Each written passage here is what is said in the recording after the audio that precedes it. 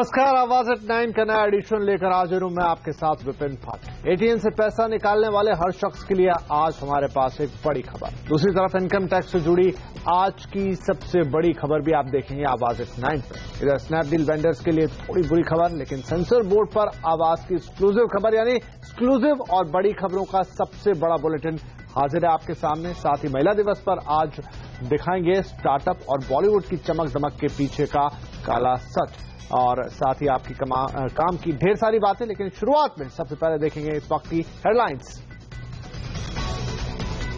हम लोग को लगता है जो हम लोग डाले हैं चार्जेस बहुत रीजनेबल है।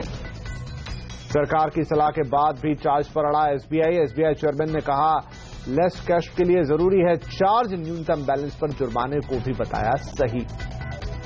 आयकर विभाग के नोटिस का जवाब नहीं देने वालों की खैर नहीं। सरकार ने तैयार की 9 लाख लोगों की लिस्ट। पेट्रोल पंप, जूलर्स और शेल कंपनियों से शुरू होगा एक्शन। बढ़ने वाले हैं साबुन, तेल, शैंपू के दाम। कच्चा माल महंगा होने के चलते कंपनियां बढ़ाएंगी कीमत।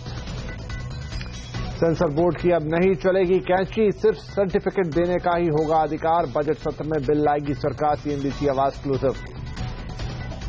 स्नैपडील के वेंडर्स की दिक्कतें और बड़ी। एक्सिस बैंक समेत दूसरे बैंकों ने ओवरड्राफ्ट की सुविधा की बंद। बकाया रकम चुकाने का भी फरमान। जिनेवा मोटर शो में मारुति की नई स्विफ्ट से उठा पर्दा। अगले साल भारत में हो सकती launch. Audi, BMW, Jaguar, Ferrari की सुपर कार्स का भी दिखा जलवा। और नया बिजनेस शुरू करने में महिलाओं को पुरुषों के मुकाबले आती हैं ज्यादा दिक्कतें। हमारे सर्वे में महिलाओं ने माना फंडिंग में होता है भेदभाव। बॉलीवुड में भी महिलाओं की राह नहीं है आसान। मुझे लगता है महिलाओं को लेकर एक तो इक्वल पे के बारे में सब लोग बहुत चर्चा हो रही है, which is actually absolutely valid point, but hierarchy जो है वो भी ब्रेक होनी चाहिए। शुरुआत करेंगे आपके काम की बड़ी खबर के साथ। मिनिमम बैलेंस कम रहने से जुर्माना नहीं लेने की सरकार की अपील के बाद भी बैंक पैसे वसूली पर अड़े हुए हैं। एसबीआई ने खातों की मेंटेनेंस खर्च की दलील देकर चार्ज वसूली को सही ठहराया है। अभी हाल ही में एसबीआई ने न्यूनतम बैलेंस 1,000 रुपए से बढ़ाकर 5,000 रुपए कर दिया था। 11 करोड़ जनधन अकाउंट्स हमारे पास है, तो ये सारे को मैनेज करने के लिए भी कुछ चार्जेस की जरूरत होती है। तो हमको सारा कुछ ख्याल में रख के ही ये करना पड़ रहा है। हम बहुत सारा चीज एनालिसिस करके देखे हैं। ज्यादातर लोग 5,000 से बहुत ज्यादा हमारे पास रखते हैं, तो उनको कोई भी चिंता नहीं है क्योंकि उनको कोई चार्ज नहीं लगेगी। वहीं एसबीआई एटीएम से 4 बार से ज्यादा ट्रांजैक्शन करने पर अब एसबीआई भी चार्ज वसूलेगा। एसबीआई के चेयरमैन अरुंधति भट्टाचार्य ने बताया कि एटीएम्स कैश खातों को मेंटेन करने के लिए ये चार्ज जरूरी है। एटीएम को लगाने में, उसको ठीक से चलाने में, सारे चीज में कॉस्ट होती है। वो कॉस्ट कैसे आएगी, कहाँ से आएगी? जो छोटे अकाउंट वाले हैं, जितने हमारे जनधन वाले हैं, 10 करोड़ से ज्यादा अकाउंट्स मेरे पास हैं, उनको भी चलाने में कॉस्ट होती है। उसको कॉस्ट हम लोग कहीं से रियलाइज नहीं कर रहे। तो हम लोग को लगता है जो हम लोग डाले हैं चार्जेस बहुत रीजनेबल है, इसमें कुछ मुश्किल नहीं होनी चाहिए। इधर केंद्र सरकार चाहती है कि 31 मार्च तक देश के सभी बैंक आधार पे अपना ले, लेकिन लगता नहीं है कि समय सीमा के भीतर ये हो पाएगा, क्योंकि ज्यादातर बड़े बैंक इससे कतरा रहे हैं। बैंकों की उदासीनता की वजह बता रही है हमारी संवाददाता दीपाली नंदा।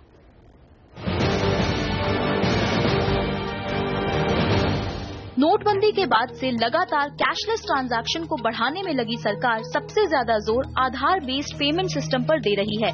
लेकिन सारी कवायद के बावजूद बड़े बैंक आधार पे में खास दिलचस्पी नहीं ले रहे हैं। बैंकर्स की चिंताएं आपको बताएं, इससे पहले जरा में सरकार को कितनी मुश्किल आ रही है। The journey has not been very easy because we have been, in fact, all three of us, Madam CEO Niti Aayog, all of three of us have been struggling. I am very confident that what IDFC started, all other banks will have to follow it. It is only a question of time. UIDAI के CEO ने IDFC bank की आधार पे सेवा की launching पर जो दर्द बयान किया, उसके पीछे है बैंकों का अड़ियल रवैया। सूत्रों की माने तो पिछले हफ्ते वित्त मंत्रालय में हुई बैठक में बैंकों ने आधार पे से जुड़ी चिंताएं रखी। बैंकों ने कहा कि आधार पे से जुड़ने वाले मर्चेंट्स को प्रति ट्रांजैक्शन कितनी मार्जिन मनी देनी होगी, इस पर कोई आम राय नहीं है।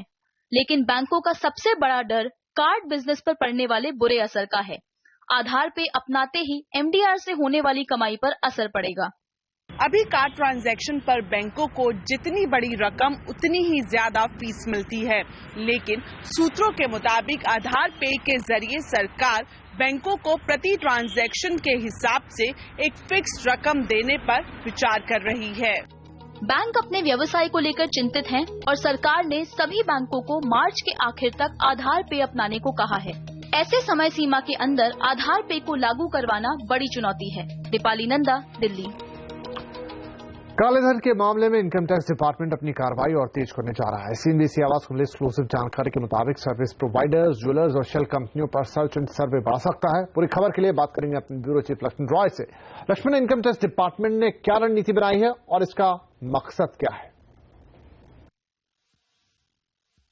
इस रणनीति के 3 हिस्से हैं।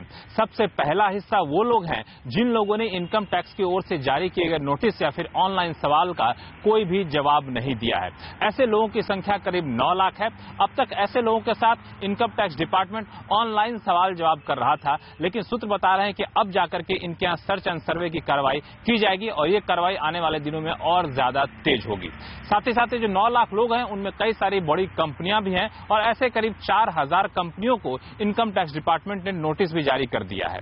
दूसरा जो हिस्सा है रणनीति का वो है शेल कंपनियों को लेकर के और स्टॉक ब्रोकिंग हाउसेस को लेकर के। यहाँ पे इनकम टैक्स डिपार्टमेंट सेबी के साथ लगातार संपर्क में है और ये पता चला है कि सिर्फ मुंबई में इन लोगों ने मिलकर करीब 10,000 करोड़ रुपए की हेराफेरी की है और इनके खिलाफ भी अब सर्च एंड सर्वे की कार्रवाई तेज की जाएगी। और तीसरा पहलू है वो है सर्विस प्रोवाइडर्स हैं, पेट्रोल पंप हैं, ज्वेलर्स हैं, उन लोगों के खिलाफ भी अब तक कार्रवाई थोड़ी सी धीमी रफ्तार से चल रही थी, अब उसमें तेजी आएगी। इसके पीछे सबसे बड़ी वजह यह है कि 31 मार्च की तारीख नजदीक आती जा रही है। अब तक सरकार ने काले धन का खुलासा करने वाली जिस योजना का ऐलान किया था प्रधानमंत्री गरीब कल्याण योजना के नाम से, वो बहुत ज्यादा सफल नहीं हुई है। उसके तहत मुश्किल से 2,500 करोड़ रुपए आए हैं। तो अब इनकम टैक्स डिपार्टमेंट पे काफी ज्यादा दबाव बढ़ा है कि इस योजना को सफल बनाया जाए। इस योजना को सफल बनाने के लिए ये सर्च एंड सर्वे की कार्रवाई तेज की जाएगी। सूत्र ये बता रहे हैं कि पिछले हफ्ते इनकम टैक्स डिपार्टमेंट के वरिष्ठ अधिकारियों की एक महत्वपूर्ण बैठक हुई थी और उसी बैठक में यह रणनीति तैयार की गई है। शुक्रिया लक्ष्मण। आने वाले दिनों में साबुन, तेल, शैंपू महंगे होंगे। FMCG कंपनियों का कहना है कि कच्चे माल की कीमत बढ़ने के कारण इनके उत्पादों की कीमत भी बढ़ेगी। मेन प्राइस हाइक हो रही है सोप्स कैटेगरी में, क्योंकि वहाँ पाम ऑयल प्राइसेस काफ़ी बढ़ गई हैं। अगर आप हमारी बाकी कैटेगरीज देखें वहाँ ज़्यादा प्राइस इंक्रीज नहीं हो रही है। मेन फोकस रहेगा वॉल्यूम ग्रोथ में। मेन प्रायोरिटी हमारी ये है डिमांड को ड्राइव करना, कंजम्पशन इंप्रूव करना। अगर कॉस्ट बढ़ती हैं तो थोड़ी बहुत प्राइस इंक्रीज हो सकती हैं, बल्क ऑफ द फोकस रहेगा वॉल्यूम ग्रोथ पे। सो ऐसा है कि हम लोग का फर्स्ट फोकस है to get back volume growth post demonetization जो इंस्टेबिलिटी आया था। Once volume growth gets back on track, yes there would be some price increases. Axis Bank सहित दूसरे कई बैंकों ने ई-कॉमर्स कंपनी स्नैपडील के वेंडर्स को एक बड़ा झटका दिया है। एक तरफ वेंडर्स स्नैपडील से बकाया रकम के लिए जूझ रहे हैं तो दूसरी तरफ बैंकों ने भी वेंडर्स की ओवरड्राफ्ट सुविधा को खत्म कर दिया है और नोटिस भेजा है। पूरी खबर बताने के लिए हमारे साथ हैं हमारी संवाददाता सरबजीत कौर। सरबजीत, कितना बड़ा झटका है ये स्नैपडील के वेंडर्स के लिए? वाकई स्नैपडील के वेंडर्स की अब परेशानी दोगुनी हो गई है। जहां स्नैपडील के वेंडर्स को पहले ये डर था कि उनके पैसे स्नैपडील में जो उन्होंने सामान बेचे थे वो फंसने का उनको डर था, जो 400 करोड़ रुपए के लगभग थे। अब बैंकों ने भी स्नैपडील के वेंडर्स को नोटिस जारी किया है और उन्होंने तत्काल प्रभाव से ओवरड्राफ्ट खत्म करने का फैसला किया। ओवरड्राफ्ट खत्म करने की अगर बात की जाए तो इसका मतलब ये हुआ कि वेंडर्स के खाते में पैसे नहीं होने के बावजूद वेंडर्स एक सीमा तक पैसे निकाल सकते थे जो अब वो नहीं निकाल सकते हैं, जिसका मतलब पूरी तरह से ओवरड्राफ्ट की सुविधा खत्म कर दी गई है। कुल मेंबर्स की अगर बात की जाए स्नैपडील के तो वो 5,000 के लगभग हैं स्नैपडील के वेंडर्स जिनको ये नोटिस बैंक जारी करेगी। बैंकों का नाम का अगर बैंकों के नाम की बात करें तो एक्सिस बैंक का नाम सबसे पहले आ रहा है और भी कई बैंक हैं जिन्होंने ये नोटिस जारी करने का फैसला किया है वेंडर्स को। साथ में बैंकों ने ये भी कहा है कि आपने ओवरड्राफ्ट के जरिए जो भी रकम निकाली है वो आपको 24 मार्च तक वापस करना होगा और अगर आपने ऐसा नहीं किया तो आपको 12.75% या फिर कहें तो 13.25% तक का ब्याज आपसे वसूला जाएगा। बैंकों ने यह फैसला स्नैपडील के बिगड़ते हालात को देखते हुए ऐसा किया है और बैंकों को यह डर है कि कहीं स्नैपडील के वेंडर्स की तरह उनके भी पैसे वेंडर्स के पास उनके फंस न जाए। सरबजीत, बहुत शुक्रिया। अब बात करेंगे शेयर बाजार की, जहां पर आज मुनाफा वसूली का दबाव दिखा। सुबह निफ्टी हल्की बढ़त के साथ 8,950 के ऊपर खुला था, लेकिन बिकवाली के दबाव में निफ्टी 8,900 के नीचे फिसल गया। हालांकि दोपहर के बाद बाजार में निचले स्तर से थोड़ी रिकवरी आई। बाजार में मेटल, एनर्जी, इंफ्रा में बिकवाली का दबाव दिखा, जबकि बैंक, फार्मा शेयरों में आज खरीदारी रही।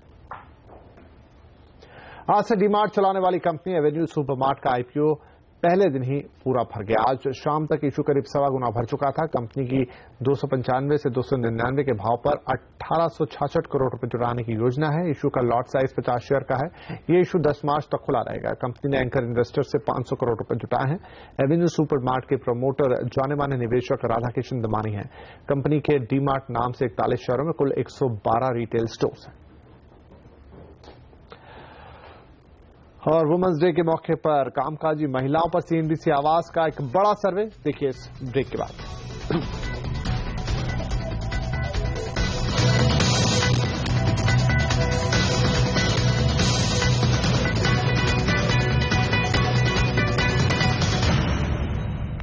और अब बात वुमेन्स डे के मौके पर आवाज की खास पेशकश की।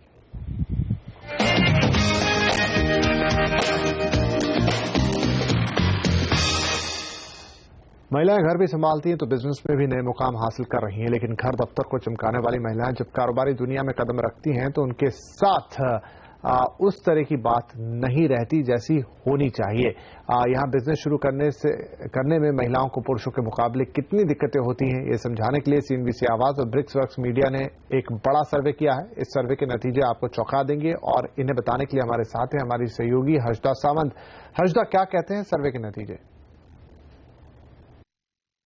क्या महिला फाउंडर्स को सीरियसली लिया जाता है?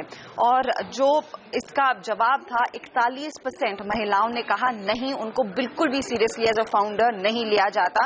और 39% लोग कह रहे थे कि हाँ उनको सीरियसली लिया जाता है, लेकिन 41% महिलाएं कह रही हैं कि उनको सीरियसली नहीं लिया जाता। साथ ही हमने ये भी सवाल उठाया कि बिजनेस या नौकरी में महिलाओं के सामने किस तरह की बाधाएं आती हैं। तो बाधाएं अलग अलग तरह की हैं, कुछ पर्सनल है, कुछ प्रोफेशनल है। पर्सनल फ्रंट पर अगर आप देखें, ज्यादातर महिलाओं ने यही कहा कि परिवार का साथ नहीं मिलता जब वो अपना खुद का बिजनेस शुरू करना चाहती हैं। साथ ही सामाजिक दबाव के चलते भी वो कभी कभी अपने आइडियाज को दबा लेती हैं, उस पर काम नहीं कर पाती।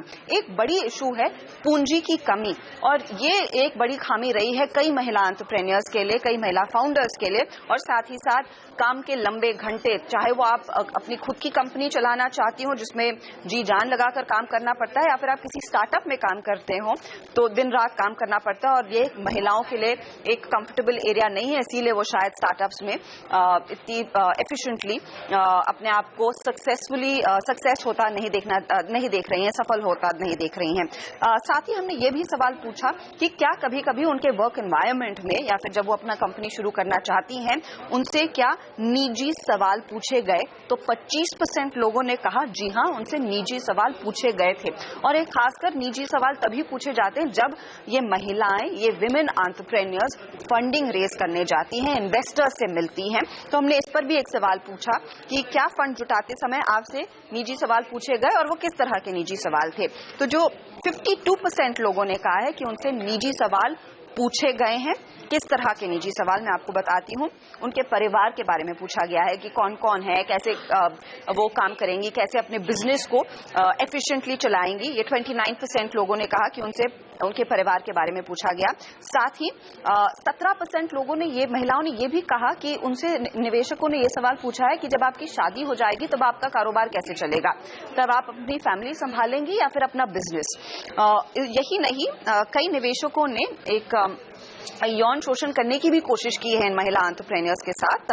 और 6% रिस्पोंडेंट्स ने कहा है कि उनके साथ ये अनफॉर्चुनेट सिचुएशन सामने खड़ी हुई है। तो ऐसी कुछ दिक्कतें हैं जो महिला फाउंडर्स को झेलनी पड़ती हैं हर रोज जब वो अपना कारोबार शुरू करना चाहती हैं या फिर अपने कारोबार को स्केल करने के लिए आगे निकलती हैं।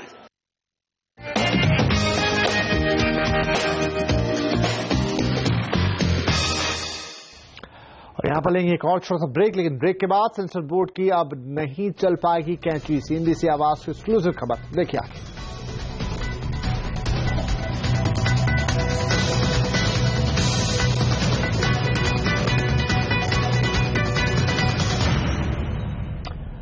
सेंसर बोर्ड अब फिल्मों पर कैंची नहीं चला पाएगा। उल्टा अब सेंसर बोर्ड के अधिकारों पर ही चलने वाली ये कैंची। जी हां, आवाज को मिली एक्सक्लूसिव जानकारी के मुताबिक अब सेंसर बोर्ड फिल्मों को सिर्फ सर्टिफिकेट देगा, ना कि छांट छांट का हुक्म।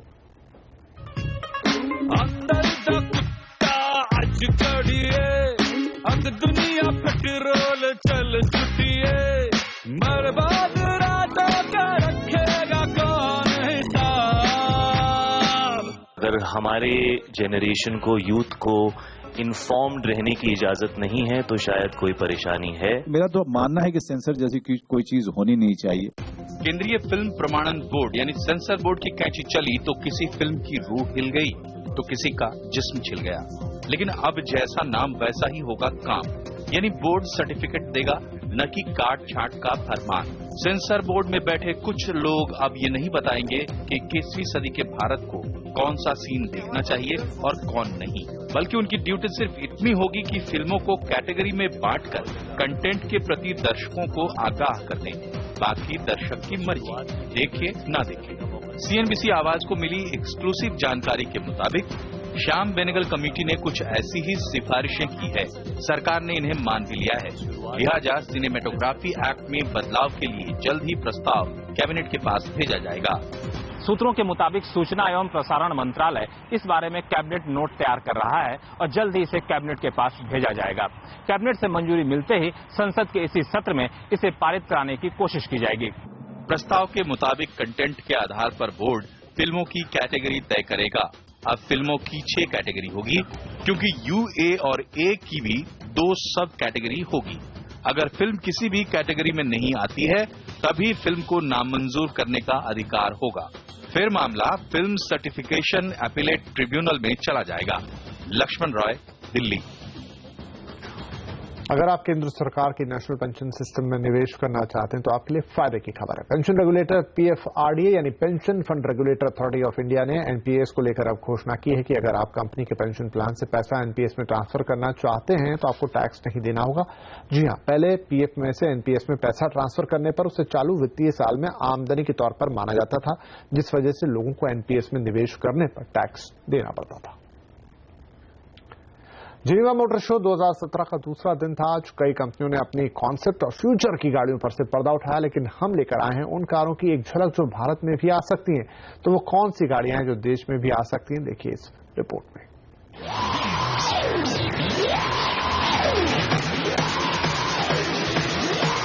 सुजुकी मोटर्स ने नई स्विफ्ट पर से पर्दा उठाया। पहली बार जापान में ये 2004 में लॉन्च हो गई थी। अभी तक इसकी दुनिया भर में करीब 54 लाख यूनिट बिक चुकी हैं। यूरोप में नई स्विफ्ट अगले महीने से बिकनी शुरू हो जाएगी, लेकिन माना जा रहा है कि भारत में इस साल के आखिर तक ये आ पाएगी। हुंडई ने अपनी i30 का वैगन वेरिएंट पेश किया। इस कार की सबसे बड़ी खासियत है कि ये वैगन कार होते हुए भी स्टाइलिंग के मामले में प्रीमियम हैचबैक कारों को कड़ी टक्कर देती है। इसमें 1650 लीटर का बूट स्पेस मिलता है। कंपनी ने इसमें सेफ्टी के साथ साथ कनेक्टिविटी का पूरा ध्यान रखा है। एप्पल और एंड्रॉइड कारप्ले के साथ वायरलेस मोबाइल चार्जर भी इसमें दिया गया है। वॉक्सवैगन ने अपनी नई टिगुआ को पेश किया। ये गाड़ी इसी साल भारत में लॉन्च होगी। नई टिगुआ पहले के मुकाबले 21 सेंटीमीटर ज्यादा लंबी है। कंपनी का कहना है कि इसमें ज्यादा स्पेस के साथ साथ फीचर्स भी दिए गए हैं और 5 सीट के साथ 2 सीट का ऑप्शन भी दिया गया है। BMW ने जिनेवा मोटर शो में कई गाड़ियों को दिखाया, लेकिन जो सबसे इंटरेस्टिंग है वो है BMW 5 सीरीज का टूरिंग वर्जन, क्योंकि इस सेगमेंट में BMW पहली बार टूरिंग मॉडल ला रही है।